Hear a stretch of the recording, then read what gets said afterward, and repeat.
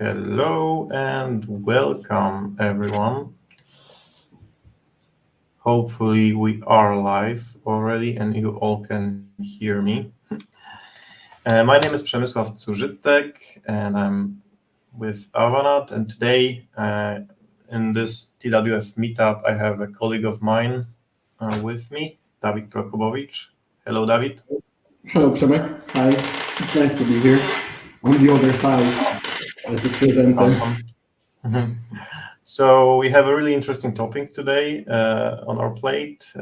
David is going to tell us all the tips and tricks about how to prepare a great CV. So without further ado, I'm going to hand it over to you, David. All right. Thanks, Przemek, for hello and welcome, everyone. Well, as you mentioned, I will try to give you some tips and hints about how, in my opinion, should a great CV look like. I will try to tell you a little bit more what should be included in your resume and what informations are not really needed. I think I will take you no longer than 45 minutes of your time.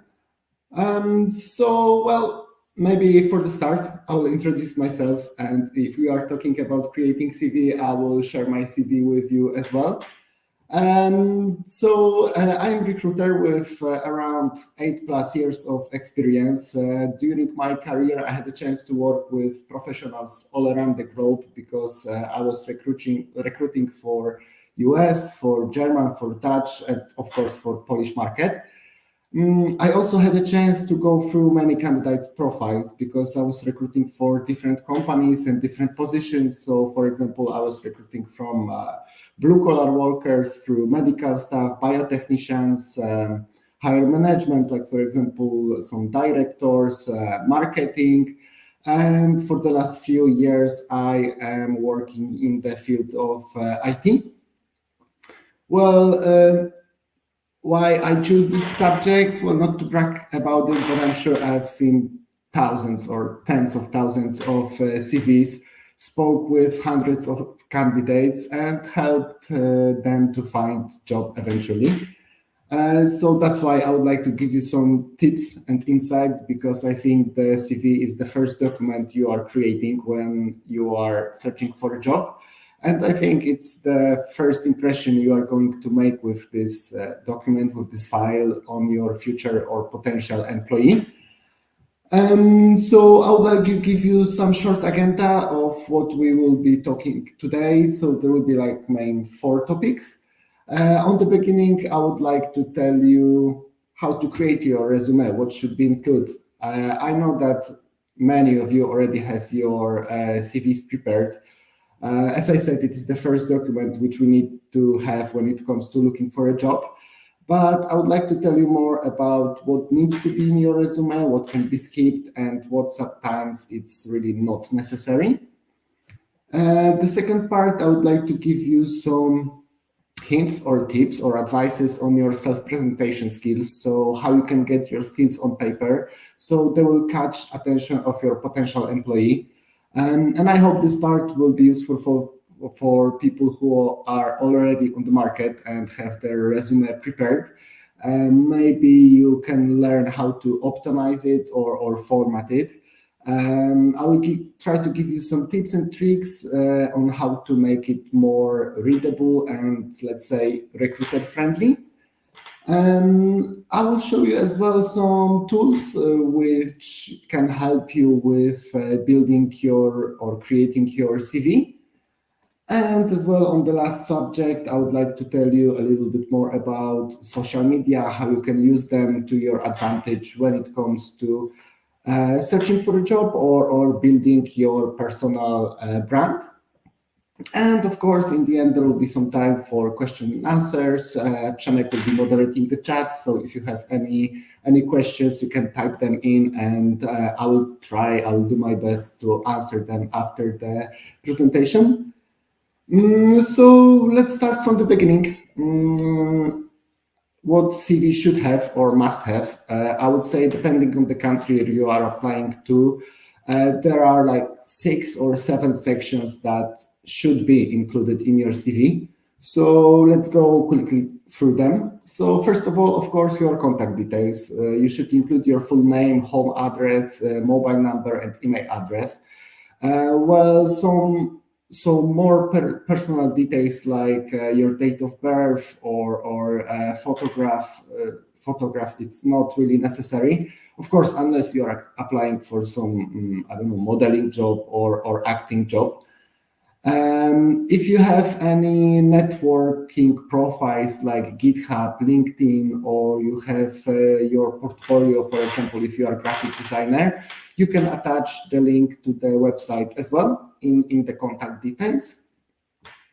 The next part should be an introduction. CV introduction is a statement that highlights your key attributes and help you stand out from the crowd. Usually it is placed on the beginning of the CV and picks out few relevant achievements and skills and expressing your career aims. So in which directions you would like to develop, or what are your focus, how would you like your career to go? And a good CV introduction, I think it should focus on the sector or the company or the job you are applying to, and as well underline your strengths and skills. The next part of CV should be your work experience, your work history. You should list your experience in reverse data order, so the most recent one should be on top.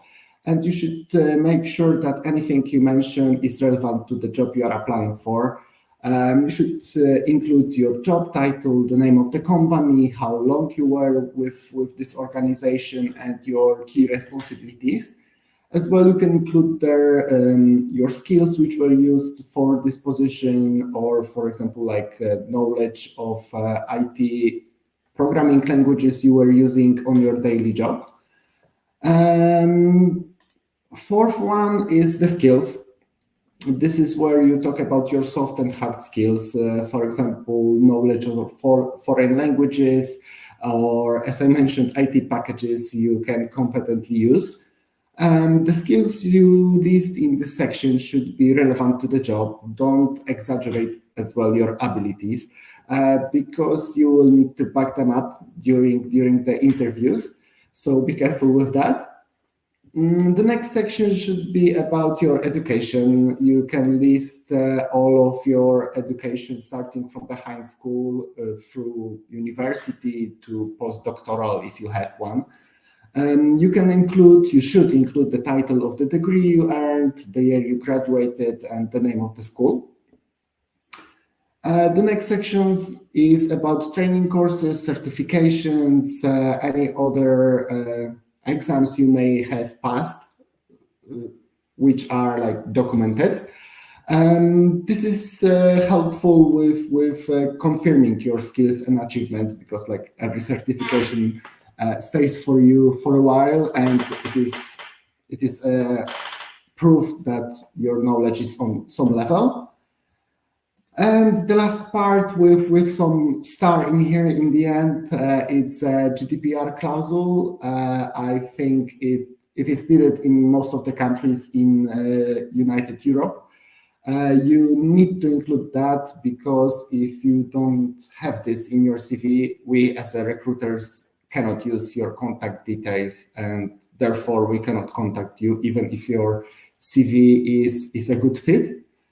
Well, there are some other sections that you can add. They are not necessary, but they can help you with creating more interesting CV. You can add some hobbies and interests. This may be questionable for some of you, but I think it's a good icebreaker to talk with potential colleagues from the team, or maybe with the recruiter. Of course, if you're applying to some international company, you should mention your knowledge of different languages. It will be good to have some certifications for it, but it's not necessary, because probably it will be checked during the recruitment process as well. If you had any publications during your education, or if you are having a GitHub, for example, and you are sharing your projects, you can add this to your CV as well. Any other extra activities you are taking part? If you are, for example, like me, presenting something for some meetups, you can mention it as well. It's always a good sign for potential employer. If you had any non-commercial projects, as one of our previous speaker, Pavel, had with Rotary Phone, you can as well mention it, because on non-commercial projects you can learn and achieve some skills which are really useful for employer as well. Any volunteering experience, anything you are taking part on, because some employers, they are valuing those activities. Some companies, they have even special days off for volunteering actions. And references as well, with a small start, depending on the country you are currently in, because in some countries, again, due to GDPR restrictions, the references cannot be used by recruiters. So I told you what should be there, so let's check if I have it. So first of all, contact details. I try to give as many as possible. Short introduction, work history, skills and qualifications, education history, languages, some interests, and of course, because I was applying in Poland, I needed to put a GDPR clause as well. But why we create the CV? Why we need this document? Well, basically, when you are creating a CV, you have one goal: to find a job. CV is a short document that gives you a chance to show prospective employer the best of what you've got. It is selling your skills, experience, and shows them, I mean, us, recruiters and potential employee, that you are right fit, that you are right person for this job. Making a good impression is really important in today's competitive job market. Your CV will be your first contact with employers, so it is essential to get it right. To be honest, from my experience as a recruiter, we can receive tens of or even hundreds of CVs during the one recruitment process. Of course, it is depending of the positions we are looking for. So I think it is important to have a CV that stands out from the crowd. I think why we create this CV, I think to summarize your work and education history, to have it all in chronological order and in one place. To highlight your skills, even for yourself. I mean, it's good to know your advantages. And when we're talking about skills, I think you can divide them to two types. The first one is soft skills, which include interpersonal communication, listening skills, but as well like time management, problem solving, leadership, and many others. To be honest, they are on top of the what is employer searching for, because soft skills are important for every position. They are important in almost every job, because right now you always work with other people, and you need to adjust. The situation sometimes is as well developing, so the soft skills can help you with being better in your job, or adjusting to the work environment.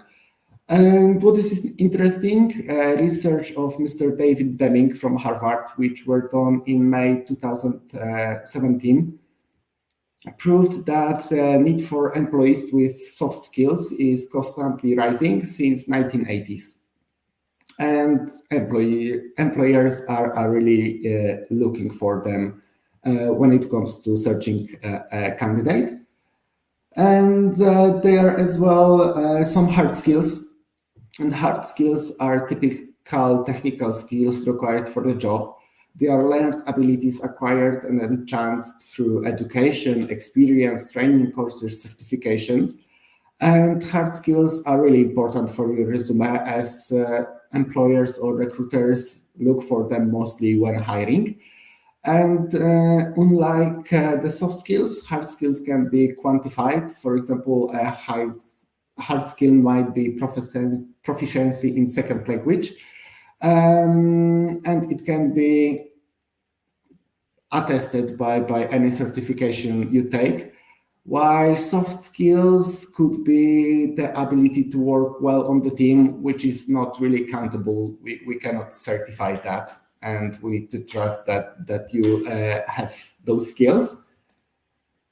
I think it's as well a good way to wrap up your accomplishments. As I said before, you can keep a track of what you did, what you have done in the past in one document.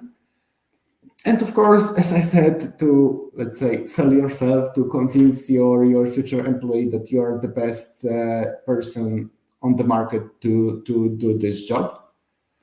And there are like three types of resume. I think the most popular one is chronologically reversed. It's this one where you put your work experience just after the introduction. And as I said, you put it in reversed order. So the most recent one should be on top. The functional CV, it is mostly used for more technical positions. This type of CV is focusing more on your hard skills and experience with, for example, technologies. And is in this type of CV, you put your skills on top of the CV just after your introduction. And combined CV, as the name suggests, it combines both of them. So you put your job experience in reverse chronological order, and you put the skills, the hard skills, which were used on this job just below of this. So why should we start? How we should approach the subject if we would like to refresh, rewrite, or maybe completely write a new CV. So first of all, precisely read the job description. It may be really helpful when choosing the right format and the details you are putting in your resume. I know it may be trivial and maybe a little bit funny, but believe me, during my career, I received hundreds of applications which are not really in line with what we are searching. And of course, you don't need to fit all of the job requirements listed in advert, but well, at least meet some of them. And be sure that this position you are applying for is the job you would like to do in the future. Then you should create a list of your skills. And how to create such a list. I think you should list in bullet points all of your professional skills. For example, ability to manage a team up to 20 people, and as well more general features like punctuality, ability to work under the stress, or maybe the teamwork. Then you should organize the list, leaving the professional skills that you can use in your CV. And then you can arrange your professional skills starting with those which are your greatest assets. So for example, in company X, I managed to improve the sales by 30% in 1 year period.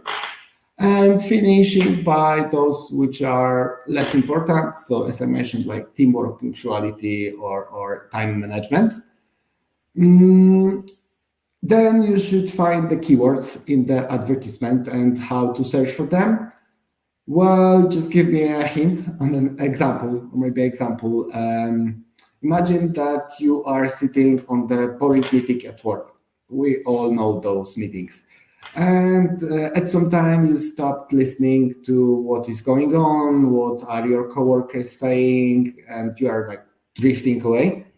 But suddenly you hear your name, and it's like waking up with shivers on your back, with cold sweat, and now you are like extremely aware of what is happening.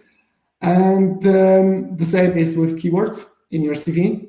As an employer or a recruiter, we are looking for the key information in the CV. And if we notice them, it immediately catches our eye and interests us in your resume. Mm, then I think that's why you should prepare your CV to match the keywords which are in the job offer. And how to find them, how to check which skills are most important for an employer. Well, I would do it in few points. First, I would check whether the specific information is repeated several times in the offer. For example, knowledge of some technology or introducing the new product to the market or reporting. And if it is repeated, trust me, it is important for the employee. Then you can find the offers from other companies for the same or similar position and check the keywords in them. And you can check if some of the keywords or technologies are repeated in the offer you are interested in. And the third way, I would find some profiles of people working in the position you are interested in the company you are interested in on LinkedIn. You can check what keywords appears the most often in the description of their skills and experience. And then you can compare with your skills and check the information from the job offer. And in this way, you will create a list of skills that are repeated most often, which are probably the most important for the employer. And some tip as well from my experience, very often the requirements that are most important to the employee, they are placed higher on the list in the job advert. So then you should arrange your skills by priority. So it is time to prepare your CV tailored and fitted to the exact job offer. I think it will make it easier for you to divide those skills into three categories like specialist skills, universal skills, and adaptive skills or adaptation skills. And how are those different? So specialist skills, those are definitely the most important element of your CV. Those are specific skills that are directly related to the position you are applying for. They should be at the very top of your CV. In the professional summary, you can mention them, and as well on the beginning of the description of experience and the list skill.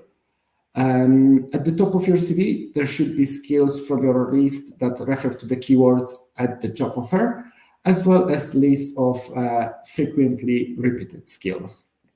The second one are universal skills, which can be used in most of the jobs. So, for example, if you are applying to some international companies, this may be like knowledge of English or knowledge of Office package. So those are the skills that can be used in almost every job, but those are useful as well. So you can check whether the universal skills are on your list, which are matching the keywords with the job, which you find on the job. If they are appearing there, so if the fluency in English is needed, you can put them as well higher in the list and on the top of your CV. Otherwise, if they are not related, you can put them in the skills section, like, for example, driving license. Of course, unless you are applying for a taxi driver or driving license is really needed. And adaptive skills, adaptation skills, so those are theoretically the least important skills that employees suggest will help you find in a new job place. So, for example, ability to work in team, ability to work under the stress, for example, willingness to develop or improve skills or do some training. And of course, you can use them as well, like one or two most important for you. You can use them both in your professional summary or on the list of your skills. And the last thing, I think it's really important as well because people like numbers. So whenever it's possible, always try to include concrete data that backs up your accomplishments. So this can be percentages, budget amounts, amount of time for specific task, or maybe how you automate some things and saved how many time on the process.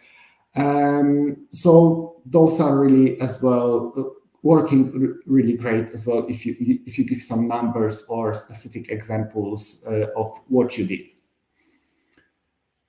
So well, there will be a few uncomfortable facts about recruiting. So during one single recruitment process, of course, it is depending on the position we are looking for. Recruiter can receive around 200 of resumes, 200 of CVs. So it's a lot.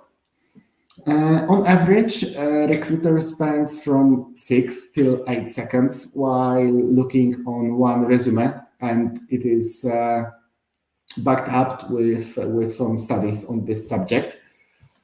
And in average, for each 50 CV you are sending, for 50 job offers you are applying, in average, you will be contacted back just 3 times. Just 3 times on 50 you will be invited for the interview. So those are really not looking great numbers. And I think great CV can help you round this down and make you more successful and receive more than 3 invitations per 50 application. So what you can do to improve the quality of your CV? So I think the most 2 important things will be formatting and editing to make it more readable, more eye-friendly. So you should always use a clear font, like for example, Arial times New Roman. The font should be as well in the right size, like at least 12 or bigger. The style through the CV should be the same. Should be formatted in the same way. You should as well use some headings, some sections, some bullet points to make it easier to read, but of course not too much. I think from 3 to 5 bullet points are the golden spot. I think as well you should be clear to the point. It skipped. Of course, the quality of information included must be good, must be confirmed. So once again, don't exaggerate or put facts that are not true.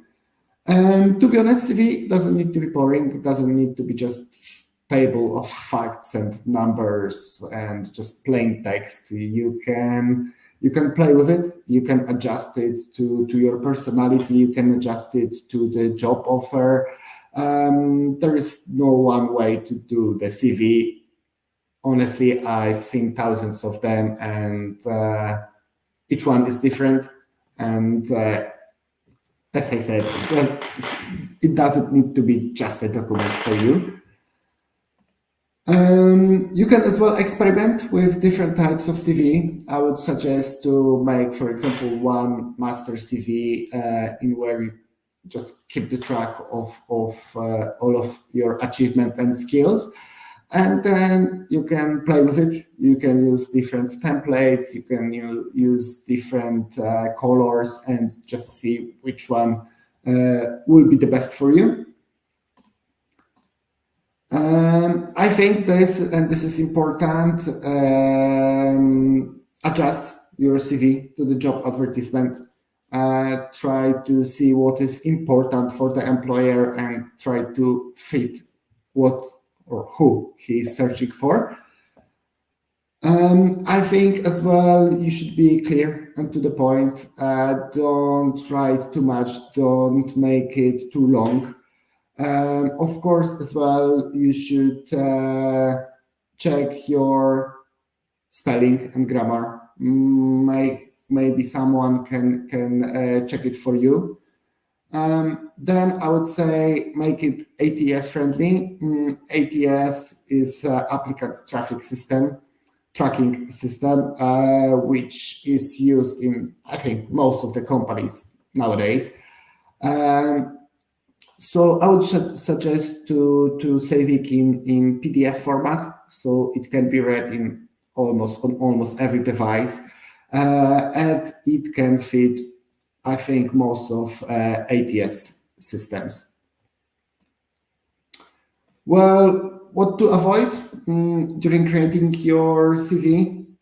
I think one of the things, do not push too much details or personal information. And again, depending on the region you are applying to, it can be important because in some markets, for example, you cannot use your picture as it may lead to some discrimination.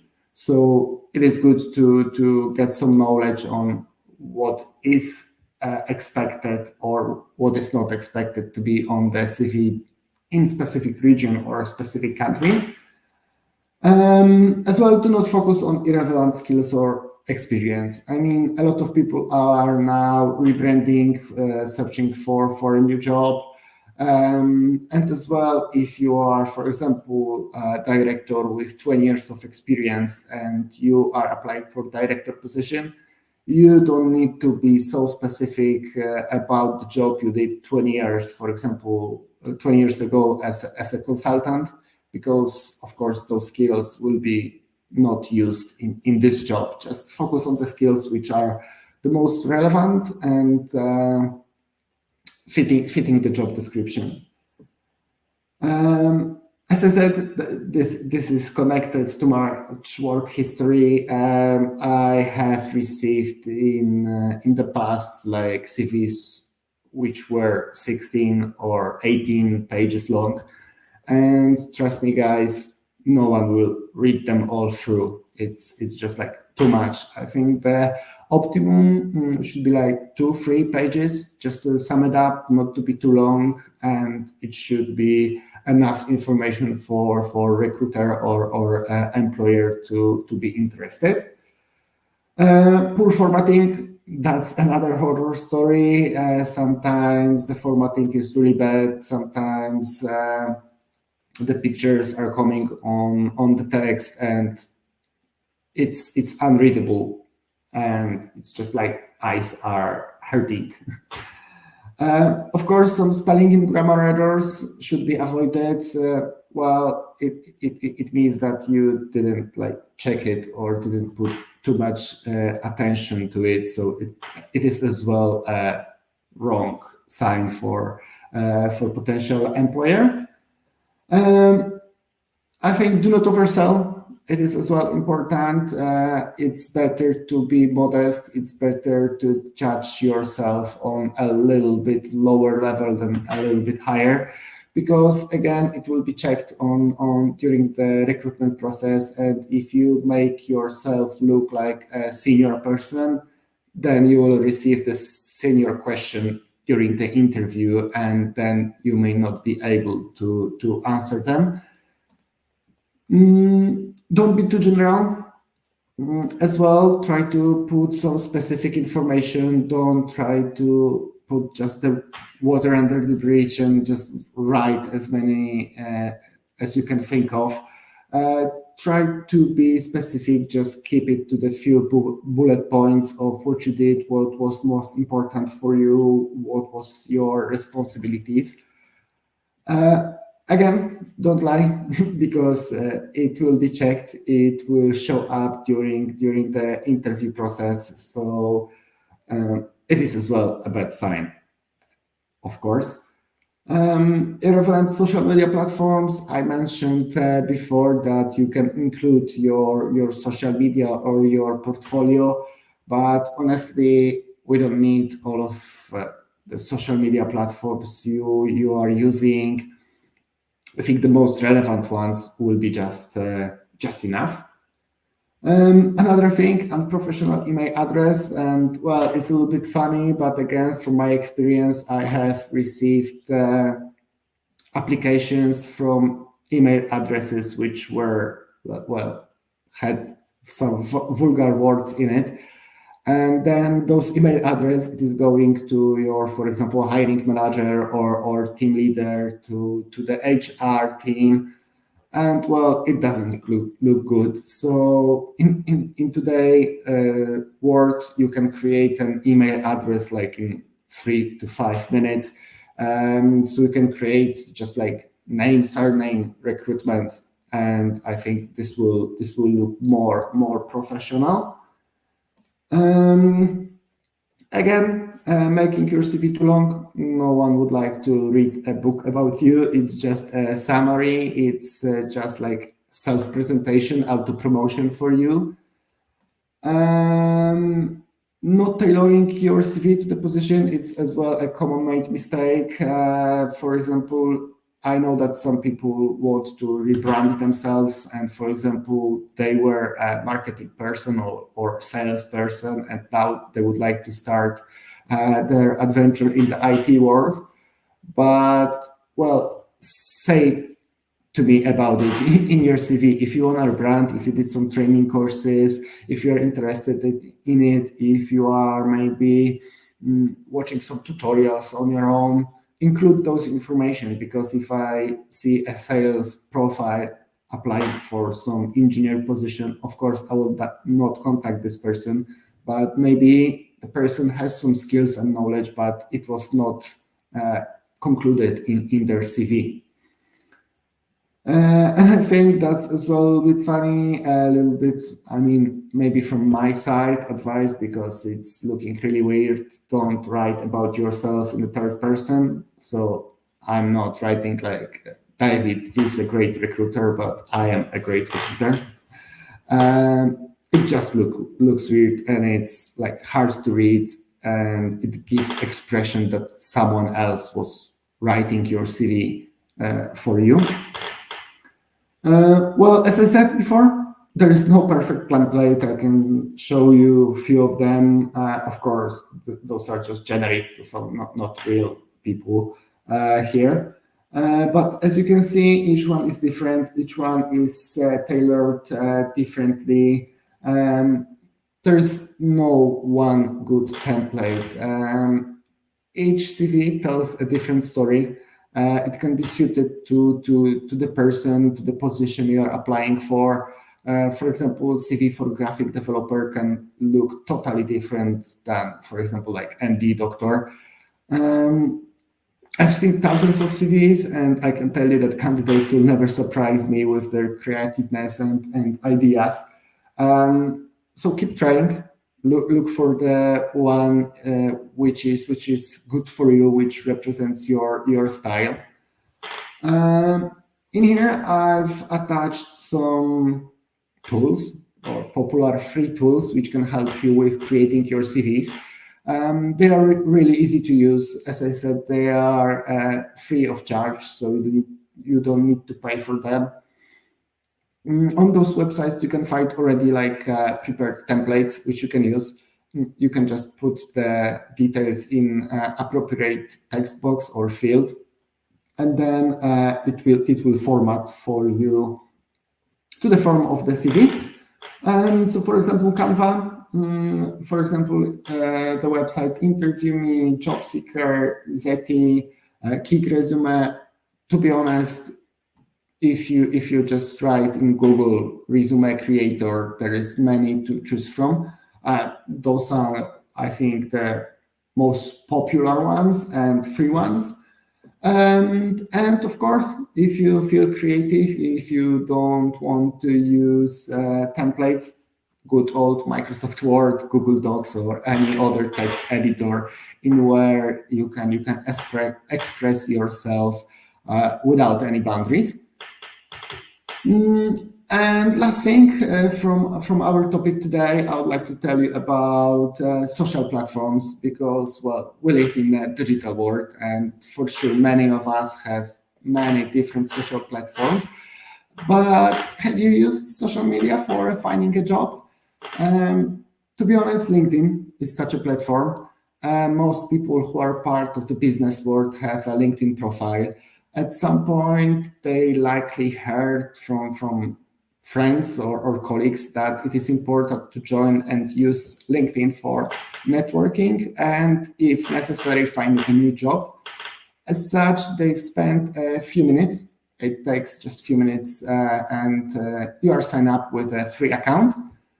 Well, but is it really worthwhile to keep using LinkedIn, or is it just another social media platform that has potential to waste more time? I think yes, there are few reasons. I mean, the first one would be a good way to network, especially now in remote work days, when sometimes it's hard to meet even with people in the office. LinkedIn can help you build a virtual network of contacts, while it's easy to lose contact details or business card. A connection in LinkedIn is like on Facebook or any other platform. It will always be there. It stays forever. And those connections, they can be valuable if you are looking for a job at some point in your career. I will tell you later why as well. The second point I think is worth using the LinkedIn is because we recruiters use it in a daily work. It is suggested that up to 90% of recruiters regularly use LinkedIn to find active and passive candidates. And what LinkedIn is sharing, that over 35.5 million people have been hired by someone they connected with on LinkedIn. Another thing is research about the companies. Research about the companies you would like to join, because the companies have their profiles, and companies are sharing a lot of details or maybe job advertisements, so you can be up to date. And it will as well prepare you for, I think, the most common question, which is asked during the recruitment process. This question is, what do you know about the company? And if you just have a quick look about the company page on LinkedIn, you can find more details. Another thing from LinkedIn is that you can join many groups that can provide support. So LinkedIn offers an interest-based and professional groups, which can be a great place to connect with others. You can start discussion, offer your insight, or simply just ask for help, ask for question, and people will try to answer your question. And as well, joining the group can also help you grow your network and connect with people you wouldn't otherwise have a chance to meet because, for example, they live in another continent. Another thing is building your personal brand, establishing yourself as a professional. You can share articles or insights. You can build your brand. As well, LinkedIn is an excellent platform for developing and strengthening your brand. It can increase your visibility as an individual, even as it allows you to raise your company profile. For example, sharing samples of your work is a great way to demonstrate that you can get the job done. And I think on LinkedIn, you can find as well some informative and helpful posts. While other social media, they are mostly focused on like people's personal life. LinkedIn emphasizes is on the professional life. It features business news as well as motivational or educational articles on various topics, and as well you can learn quite a bit with some brief just daily scrolling during your coffee. So how to start looking for a job via LinkedIn? I think the first things first, of course, you should create a profile with as many details as possible. You have different part of the profile, so you can put there your certifications, your skills, your achievements, which can be as well proved by your coworkers or your manager. Then what you can do is write a post. Be brave and write a post in which you inform your community, your network, that you are in the process of changing your career and you are looking for a new development opportunities. And to be honest, this brings really good results, but it is important that you expand your network of contacts. What to write in this post? Well, you can write briefly where you would like to work, what exactly you are looking for, what position will be interesting for you. You can put there what are your strengths, completed projects, achievements, what you can offer to the future employee, but as well what environment, what companies you would like to work with most, what duties you are best at, what duties you would like to do. Then you can ask for support from your network. It can be via reaction under the post, comment, or sharing. And again, this is bringing as well good results, again, as you are expanding your network of contacts, because, well, of course, if more people like it, then the more people see it. And well, I would not recommend publishing your resume on LinkedIn. It is better if you start a post with some even selfie or some graphic about yourself, but I would never put all the CV with the contact details in social media. Then, if you would like to be a little bit more discreet, you can let recruiters know that you are looking for a job. In your LinkedIn profile, you can add your interest in the job offers for specific positions and inform recruiters about it. The option is called Open to Work. And I said it's more discreet because LinkedIn attach great importance to privacy. So even if you change your profile to open for a new job, your employee or colleagues from the same company will not see it. So it is more discreet option than a post, because the post can be seen by everyone in your network, and even not necessary in your network, but if someone likes it, then people can see it on their feed as well. And during using this feature, you can also define many useful things, such as the position you are interested in, the city, or the type of work, for example, like remote work you would like to work at. And enabling this feature, when you enable it on your profile, it is as well popping you on the top of the list when it comes to LinkedIn recruiter search. So always these people with open to work, they are on the top of the list when we are searching for candidates. Then you can follow the company accounts of selected employers you are interested in. You will have the details about the changes taking place in the organization that interests you. You will find, as well as I mentioned, the answer to the question, what do you know about the company? But you can learn as well about any job opportunities which are presented by the company you are interested in. The next thing, you can set a job alert. Thanks to this, you will be up to date with published job advertisements.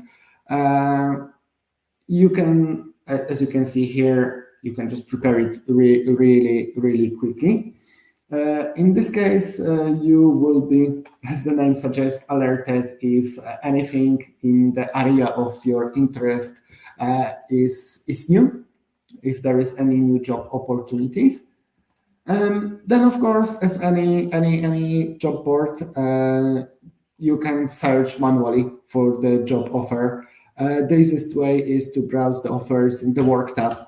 After setting the basic search criteria, so for example, like location, position, industry, you will receive of matching job offers, which you can apply immediately. You can additionally, as I said, set alerts for selected location and receive email notification every day or once a week, because you can adjust it as well.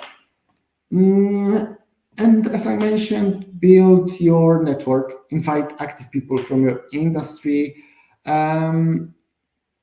It can be really valuable because, as I said, the more people you have, the more visibility you have in the network.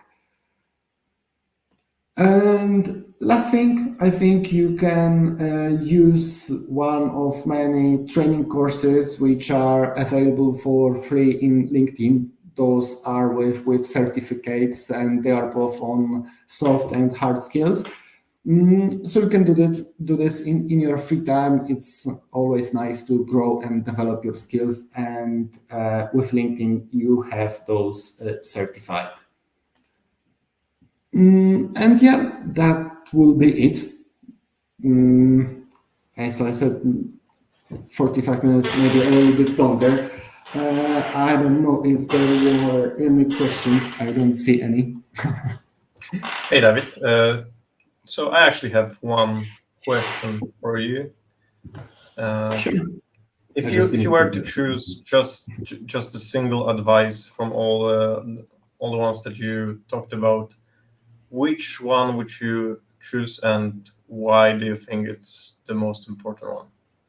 Well, I would think adjusting your CV to the job offer. I mean, with that, you can strategically build all of your CV, which can be fitted to the job offer. And it's like a really big thing to do that. It takes a lot of steps, a lot of preparation, a lot of tries. It may be wrong during the first few times, but I think making your CV to be suited to the job offer is one of the most important things. All right, there you have it. Make your CV employer specific. Don't use a generic one for each recruitment process that you're taking part in. Awesome. Thank you, David. It was very interesting to listen to you talk about all of those things. And thank you, everyone, for joining and for watching this later on as well. Have a great rest of the evening, everyone. Thank Bye-bye. you. You too. Bye.